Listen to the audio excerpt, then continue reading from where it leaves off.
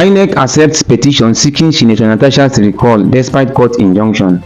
The Independent National Electoral Commission (INEC) has accepted a petition to recall Senator Natasha Akpoti-Uduaghan, representing Kogi Central Senatorial District. This acceptance occurred despite a prior Federal High Court injunction restraining INEC from processing such petitions due to allegations of fictitious signatures.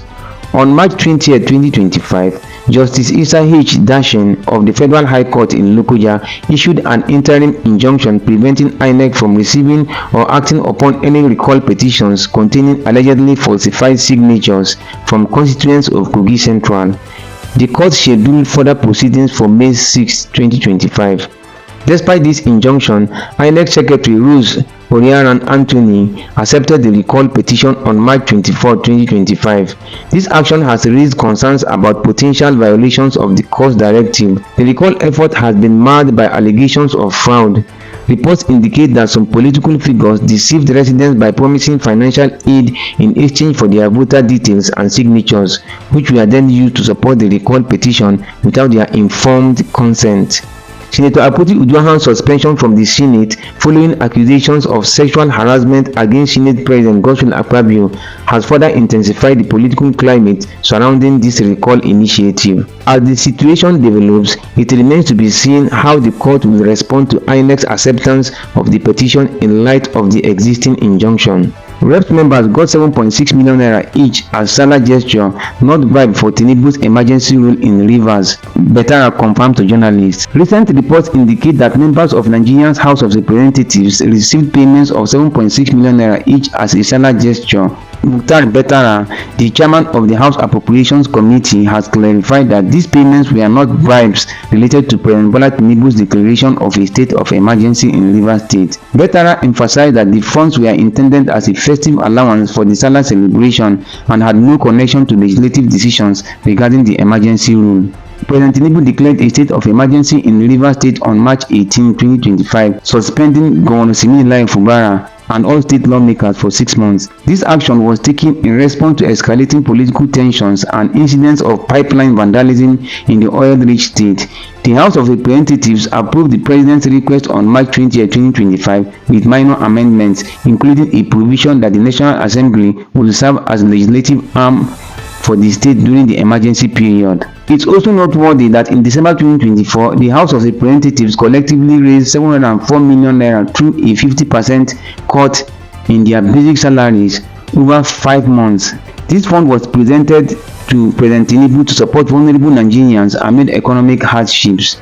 This development underscores the complex political and economic landscape in Nigeria, highlighting the government's effort to address both governance challenges and the welfare of its citizens. 12 inmates escaped from Kogi prison. In the early hours of Monday, March 24, 2025, a jailbreak occurred at the Medium Security Custodial Center in Kotonkarfe, Kogi State, resulting in the escape of 12 inmates. The Nigerian Correctional Service (NCOS) has confirmed that 2 of the escaped inmates have been recaptured while efforts are ongoing to apprehend the remaining 10. Tragically, during the incident, 1 correctional officer lost his life. The circumstances surrounding the escape are under investigation, particularly the claims that inmates managed to break out without causing structural damage to the facility. The Kogi state government has expressed concern over the incident and is collaborating with security agencies to prevent future occurrences. Governor Ahmed Usman Ododo has directed the state security advisor to work closely with federal correctional authorities and other security agencies to ensure such security breaches do not recur. Members of the public are urged to remain vigilant and report any suspicious individuals to the authorities. Harboring escaped inmates is a serious offense and anyone found doing so will be held accountable. Ramadan, Wike distribute 10,000 bags of rice to Muslims in Abuja.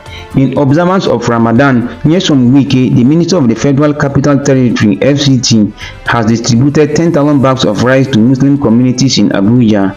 The distribution took place in the Gogolada Area Council, where Wike, represented by his Chief of Staff Chidi Amadi, emphasized the significance of almsgiving during this holy period. He urged religious leaders to ensure that the rice reaches those in genuine need, highlighting the importance of supporting the less privileged during Ramadan. The chief imam of the FCT minister's residence, Imam Lawal Mustafa, expressed gratitude for the minister's gesture, noting that such acts of kindness are essential for leaders.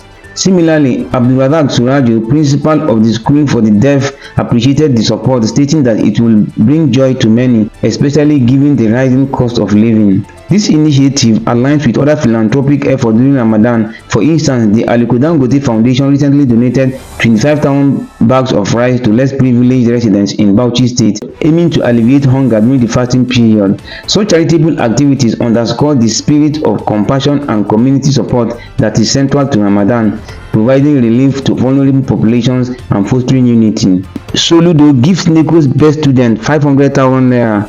Anambra State Governor Professor Chukwuma Soludo has awarded a 500,000 naira cash to Ms. Ifebude Chelsea Benson for her outstanding performance in 2023 National Examination Council NECO Senior Secondary School Certificate Examination (SSCE). Ms. Benson achieved A1 grades in all 9 subjects she took. She hails from Indikelion, Orumba in Orumba North Local Government Area and is currently studying medicine and surgery at the University of Abuja. The award was presented on behalf of Governor Soludo by the Commissioner for Education, Professor Ngozi Chuma Ude, to Ms. Benson's father, Mr. Ben Benson. I will talk when there is something to say. Soyinka addresses delay in assessing Tinubu's government.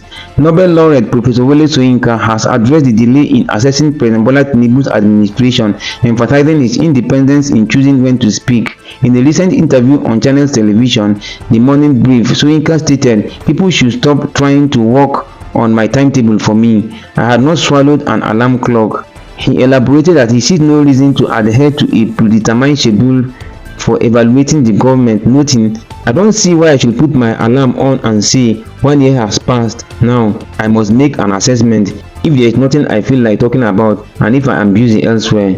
Soyinka also highlighted that assessing any government is a collective responsibility, acknowledging that other individuals consistently express their views. He mentioned the Falanas speak consistently, the Beyawus speak consistently, the Showori come out and try to lead demonstrations. It's a collective effort.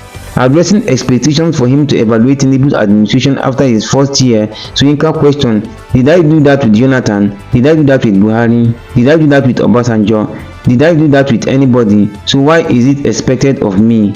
In summary, Soyinka asserts his autonomy in choosing when to provide assessments, rejecting external pressures to conform to specific timelines. Follow for more. March 24th, 2025.